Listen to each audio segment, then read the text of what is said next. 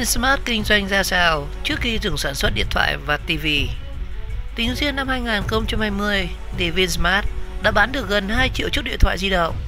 và tăng hơn 200% so với doanh số năm liền trước và chiếm gần 13% thị phần thị trường điện thoại di động tại Việt Nam.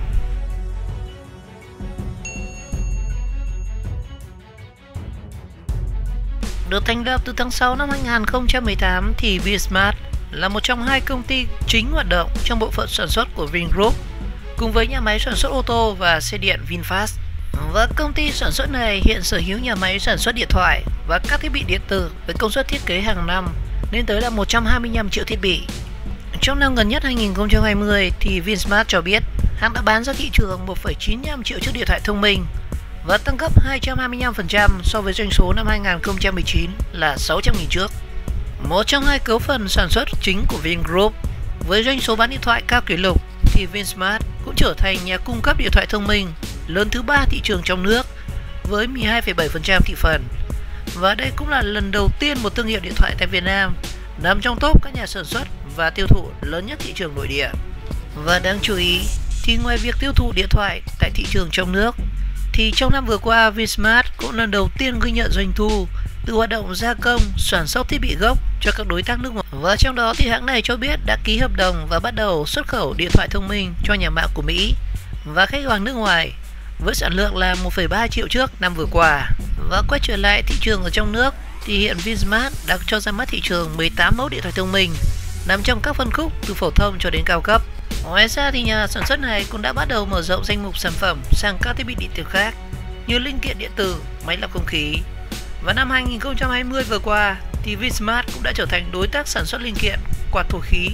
cung cấp cho dòng máy thở của Medtronic PLC xuất khẩu sang Mỹ và Iceland. Và ngoài có hoạt động sản xuất điện thoại và các thiết bị điện tử thì VinSmart cũng là doanh nghiệp phụ trách hoạt động xây dựng hệ sinh thái công nghệ do các dự án bất động sản của Vingroup với 3 sản phẩm cốt lõi gồm Smart City, thành phố thông minh, Smart Home, nhà thông minh và Smart Service, dịch vụ số. Và hiện tại thì VinSmart chính là nhà thầu phụ trách triển khai các giải pháp thành phố thông minh và tại cả 3 đại đô thị của Vinhome gồm có Vinhome Ocean Park, Vinhome Smart City Hà Nội và Vinhome Grand Park ở thành phố Hồ Chí Minh. Mảng sản xuất nào thì không được ưu tiên.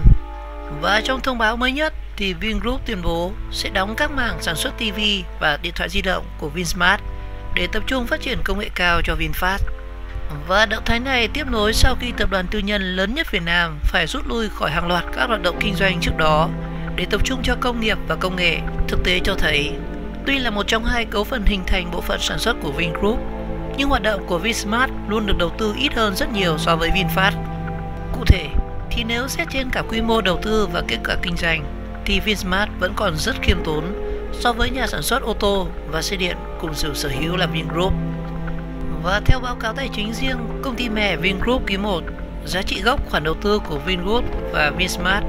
ước tính đạt gần 5.000 tỷ đồng và tăng hơn 2.000 tỷ so với đầu năm. Tuy nhiên,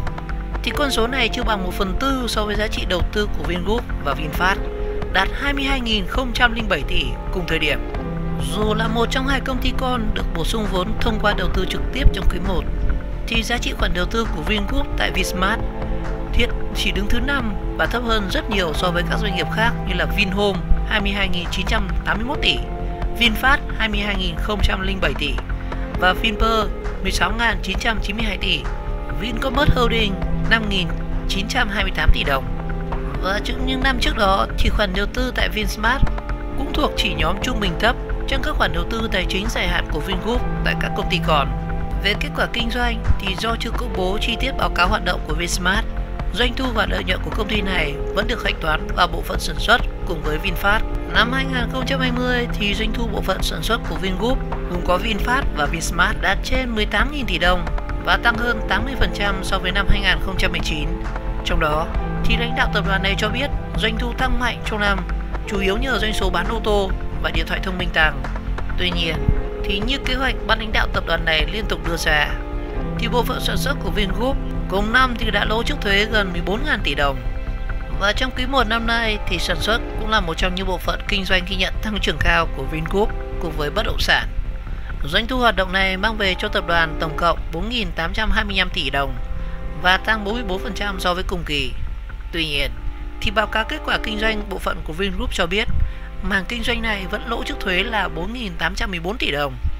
Và với việc dừng sản xuất điện thoại thông minh và TV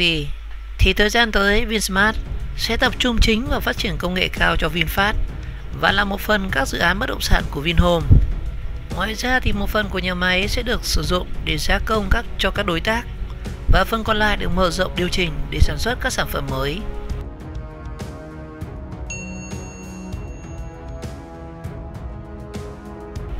Vinsmart dừng sản xuất điện thoại và TV.